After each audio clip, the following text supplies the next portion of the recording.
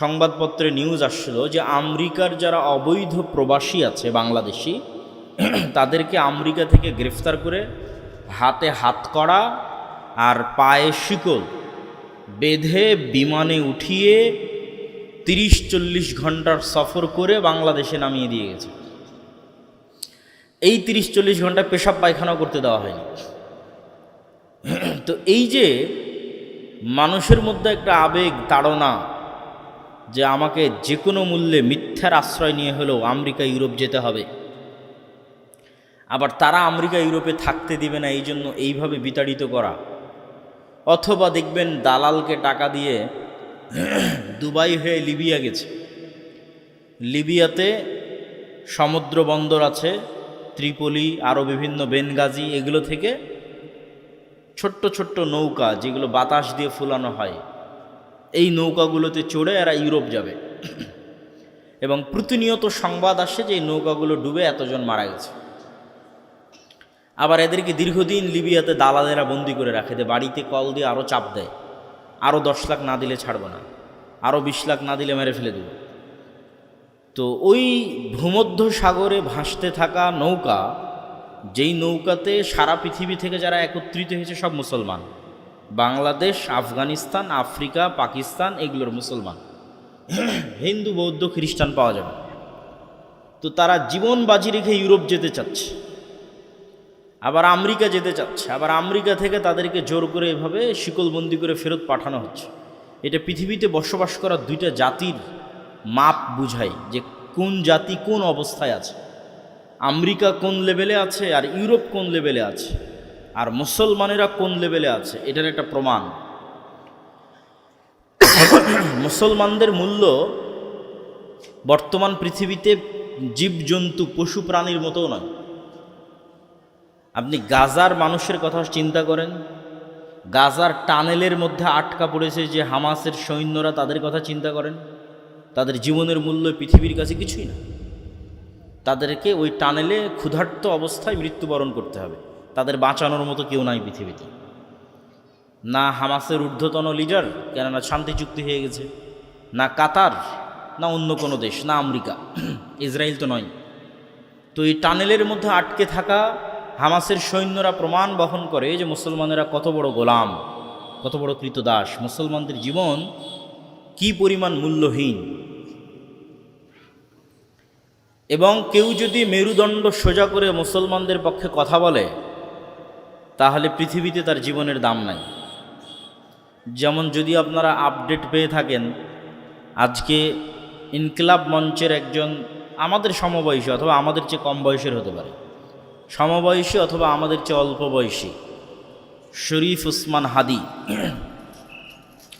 আমার সাথে সরাসরি কখনো দেখা হয়নি, তবে আমি 2-1টা বক্তব্য শুনেছি এবং তার বক্তব্য থেকে মনে হয়েছে মানুষের অন্তরের খবর তো আল্লাহ জানে, একমাত্র আল্লাহই হচ্ছে আলিমুম বিজাতিস সুদূর। কিন্তু বক্তব্য শুনে মনে হয়েছে যে বাংলাদেশের স্বাধীনতা এবং সার্বভৌমত্বের পক্ষে এবং ভারতীয় আধিপত্যবাদীর বিরুদ্ধে উপস্থিত যে কোনো পরিবেশ মোকাবেলা করার জন্য কথা দিয়ে, যুক্তি দিয়ে, তার তুলনা বর্তমান যারা নতুন প্রজন্মের মধ্যে রাজনীতি করতেছে খুব কম আছে। তো বাংলাদেশের, আপনি অন্য দেশের গোলামি করে কথা বলেন, আপনার জীবনের নিরাপত্তা আছে, অন্তত এখান থেকে পালিয়ে পাশের দেশে তো বাঁচতে পারবেন। তাহলে ভিন্ন দেশের গোলামি করলে জীবনের নিরাপত্তা আছে, বাংলাদেশের পক্ষে কথা বললে জীবনের নিরাপত্তা নাই। বাংলাদেশের স্বাধীনতা এবং সার্বভৌমত্বের পক্ষে দাঁড়ালে আপনার জীবনের নিরাপত্তা নাই। এটাই প্রমাণ করে যে বাংলাদেশের স্বাধীনতার মূল্য কি, আর বাংলাদেশের পক্ষে কথা বলার মূল্য কি, আর একটা মুসলমানের জীবনের মূল্য কি। সম্মানিত উপস্থিতি, তাহলে এই যে গোলামি, এই যে দাসত্ব, এই দাসত্ব, এই গোলামির জিঞ্জির ভাঙবেন কিভাবে, এটাই আজকের বক্তব্যের আলোচ্য বিষয়। মুসলমানদেরকে এই গোলামি এবং দাসত্ব ভাঙতেই হবে, কিন্তু কিভাবে? আমরা 4টে পয়েন্টে অল্প অল্প করে কথা বলবো। এক নম্বর পয়েন্ট হচ্ছে ঈমান বিল গায়েব, 2 নম্বর পয়েন্ট হচ্ছে নেতৃত্বের বিকাশ, 3 নম্বর পয়েন্ট হচ্ছে সৎ আমল, 4 নম্বর পয়েন্ট হচ্ছে জ্ঞান ও শিক্ষা। ঈমান বিল গায়েব,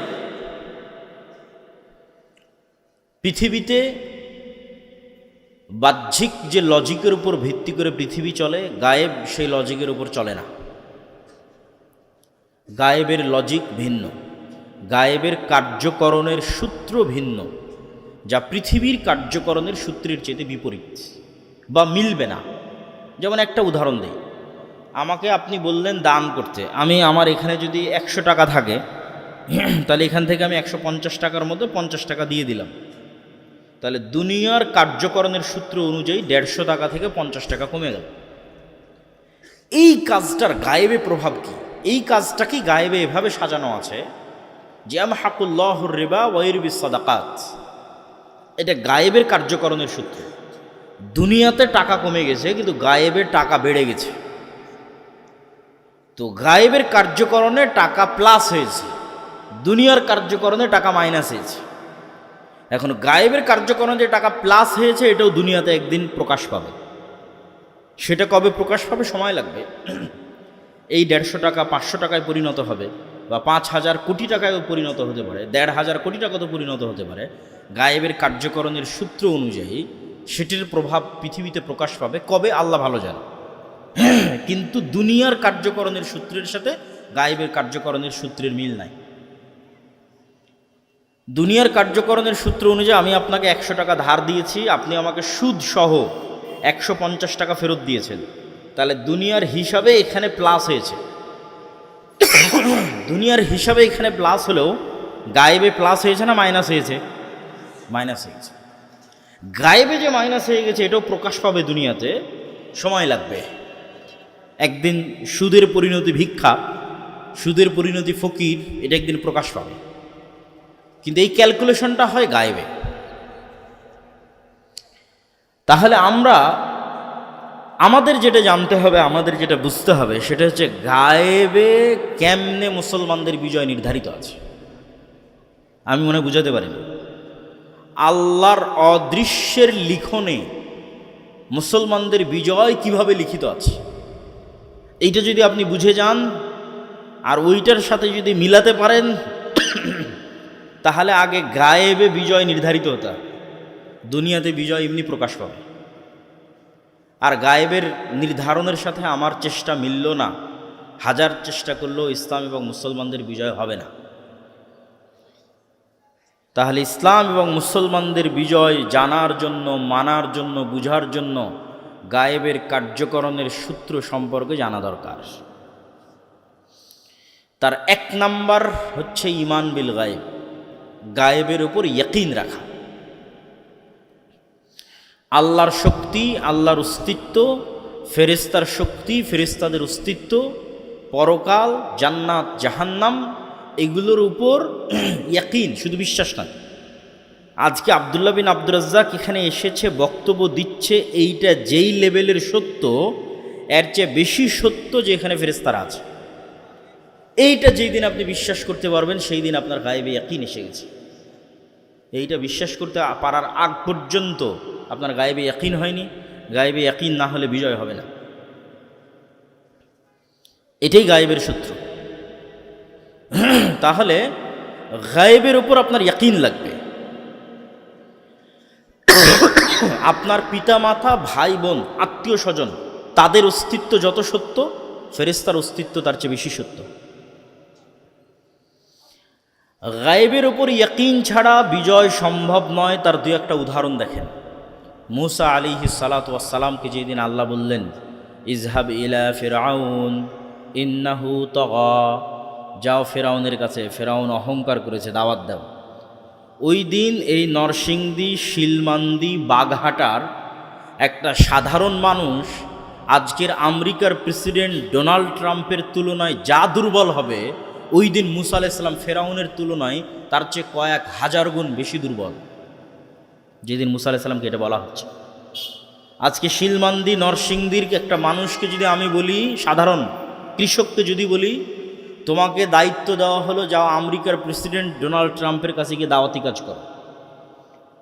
তো এই মানুষটা যেই লেভেলের দুর্বল, মুসা আলাইহিস সালাম আজ থেকে 5000 বছর আগে তার চেয়ে বেশি দুর্বল।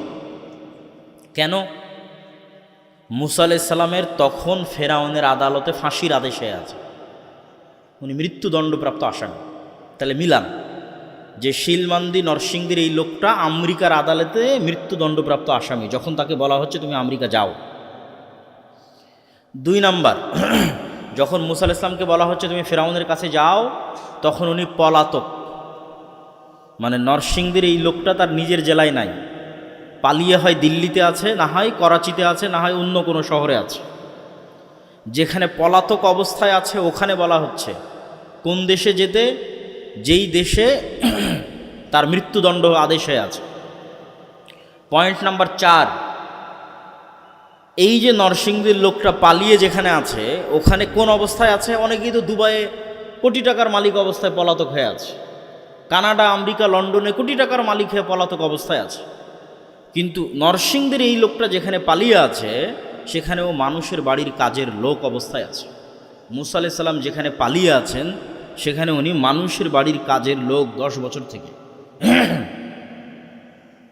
তাহলে আশা করি বুঝতে পেরেছেন যে মুসা আলাইহিস সালামকে যেই দিন বলা হচ্ছে ফেরাউনের কাছে যেতে, ওই দিন মুসা আলাইহিস সালাম কেন দুর্বল। শেষ পয়েন্ট, নরসিংদী শিলমান্দির এই মানুষের নিজের আত্মীয় স্বজন আছে, বাড়িঘর আছে, ভাই বোন আছে। মুসা আলাইহিস সালাতু ওয়াস সালামের মাও পরিচয় দিতে পারেনি যেটা আমার ছেলে। মুসা আলাইহিস সালাম এমন গোলাম কওমের সদস্য, এমন গোলাম জাতির সদস্য। সম্মানিত উপস্থিতি, তাহলে মুসা আলাইহিস সালামের পক্ষে দুনিয়ার কার্যকরণের সূত্র অনুযায়ী ফেরাউনের বিরুদ্ধে বিজয় অর্জন পৃথিবীর সপ্তাশ্চর্যের একটা, অসম্ভব। এখানে বিজয় অর্জনের দুনিয়াবি কোনো সম্ভাবনা নাই, বহু পরের কথা। মুসা আলাইহিস সালাম ফেরাউনের সামনে গিয়ে দাঁড়াতেই পারবে না, বিজয় বহুদূরের কথা। তবে হ্যাঁ, একটা রাস্তা আছে, যেই রাস্তা দিয়ে মুসা আলাইহিস সালাম ফেরাউনের সামনে গিয়ে দাঁড়াতে পারবে, সেটা হচ্ছে মুসা আলাইহিস সালামকে গায়েব দেখিয়ে দিতে হবে। আল্লাহ পৃথিবীর প্রায় সব নবীকে কম বেশি গায়েব দেখিয়েছে, কম বেশি। যেমন আমাদের নবী মুহাম্মদ সাল্লাল্লাহু আলাইহি ওয়াসাল্লাম মেরাজের সফরে উনি জান্নাত, জাহান্নাম, আসমান, নবী, রাসূল, জিবরাইল, আল্লাহ সবার সাথে কথা বলেছেন, দেখে এসেছেন। তাহলে ওনার জন্য গায়েবকে কি করে দেওয়া হয়েছে? উন্মুক্ত করে দেওয়া হয়েছে। যেটার উপর আমাদের ঈমান আনতে বলা হচ্ছে ওটা ওনাকে চোখে দেখানো হয়েছে। ঠিক ঈসা আলাইহিস সালাতু ওয়াস সালামের ক্ষেত্রে আল্লাহ কি করেছে? মৃতকে জীবিত করা, এটা গায়েব। আপনারা কখনো দেখেছেন মৃতকে জীবিত হতে? এইদিকে তাকান, মৃতকে জীবিত হতে দেখেছেন? তাহলে মৃতকে জীবিত করা গায়েব না গায়েব নয়? গায়েব। এটাই তো পরকাল, এটাই তো কিয়ামত, এটা গায়েব। তো ঈসা আলাইহিস সালাতু ওয়াস সালামকে আল্লাহ এমন মোজেজা দিল যে যে কোনো মৃত ব্যক্তির গায়ে হাত দিয়ে ঈসা আলাইহিস সালাম যদি বলে বিসমিল্লাহ, বিইজনিল্লাহ, তাহলে এই মৃত ব্যক্তি জীবিত হয়ে যায়। তাহলে কত বড় গায়েব ঈসা আলাইহিস সালাম দেখেছে। যেখানে আমরা বিশ্বাস করছি মৃত মানুষ জীবিত হবে, ওখানে ঈসা আলাইহিস সালামের হাত দিয়ে মৃত মানুষ জীবিত হয়ে যাচ্ছে। তাহলে নবীদের আল্লাহর উপর ইয়াকিন, গায়েবে ইয়াকিন তৈরি করার রাস্তা হচ্ছে গায়েব দেখাতে হবে। তো এবার মুসা আলাইহিস সালাতু ওয়াস সালামকে আল্লাহ গায়েব দেখাবে যাতে ফেরাউনের কাছে গিয়ে দাওয়াত দিতে পারে। তো মুসা আলাইহিস সালাতু ওয়াস সালামের হাতে লাঠি আছে। আল্লাহ বলছেন মুসা কি? তো লাঠি। কি করো? গর্ত পার হই, গাছ থেকে পাতা পারি। আল্লাহ চাইলে বলতে পারতেন মুসা এই যে জান্নাত থেকে স্পেশাল লাঠি দিলাম, আসমান থেকে নিয়ে আসা স্পেশাল লাঠি দিলাম, এটা সাপ হবে না। স্পেশাল লাঠি তো সাপ হতেই পারে, আল্লাহর ক্ষমতা দেখাতে হবে। সেটা কি যে লাঠি তুমি ব্যবহার করছো 10 বছর থেকে 15 বছর থেকে, ওই লাঠি এখন তোমার চোখের সামনে সাপ হবে। যতবার ছাড়বা ততবার সাপ হবে, ধরবা আবার লাঠি হয়ে যাবে। তাহলে এই জিনিস দেখার পর মুসা আলাইহিস সালামের আন্দাজা হয়ে গেছে যে আমরা স্বচক্ষে যা দেখি এগুলো কিছুই না, এর বাইরে আল্লাহ সুবহানাহু ওয়া তাআলার ক্ষমতা, শক্তি, ওটা হলো আসল। এবার মুসা আলাইহিস সালাম এতক্ষণ মনে করতে পারে ফেরাউন এত শক্তিধর, পালাতে হবে। পালিয়ে গেছে। আর এবার গায়েব দেখার পর মুসা ইসলাম মনে করবে কি, লা হাওলা ওয়ালা কুওয়াতা ইল্লা বিল্লাহ, যে ফেরাউনের শক্তি সমান জিরো। এই বাক্যের অর্থ হচ্ছে লা হাওলা ওয়ালা কুওয়াতা ইল্লা বিল্লাহ, এই বাক্যের অর্থ হচ্ছে ফেরাউনের শক্তি সমান সমান কত? জিরো। এইবার মুসা আলাইহিস সালাম ফেরাউনের কাছে যেতে পারবে, কেন গায়েবে ইয়াকিন হয়ে গেছে। মুসলমানদের আজকে সেই গায়েবের উপর ইয়াকিন নাই। এই জন্য মুসলমানেরা মনে করতেছে হিন্দুদের মন্দির পাহারা দিয়ে শিরকে সহযোগিতা করে ক্ষমতায় যেতে হবে। গায়েবে ইয়াকিন থাকলে কোশ্চিনকালও কেউ এটা করবে না। তাহলে গায়েবের মদদেই মুসলমানদের বিজয়, ফুল স্টপ। দুনিয়াবি শক্তিতে মুসলমানদের বিজয় অতীতে কোনো নবীর ইতিহাসে হয়নি, মুসলমানদের অতীতে কোনো দিন হয়নি, ভবিষ্যতে কোনো দিন হবে না। মুসলমানদের বিজয়ের একটাই রাস্তা, গায়েবের মদদ, আল্লাহর সাহায্য। ওই সূত্র যেই দিন আপনি পূরণ করতে পারবেন, যেদিন আল্লাহর সাহায্য আসবে, ওইটার শর্ত যেই দিন পূরণ করতে পারবেন সেই দিন বিজয় হবে। তা আমরা সেটাই জানার চেষ্টা করতেছি। তো আগে কয়েকটা উদাহরণ দেখি, যে এটাতে যে ফুল স্টপ দিয়ে দিলাম যে গায়েবের মদদ ছাড়া মুসলমানদের বিজয় নাই, আরও দু একটা উদাহরণ দেখি।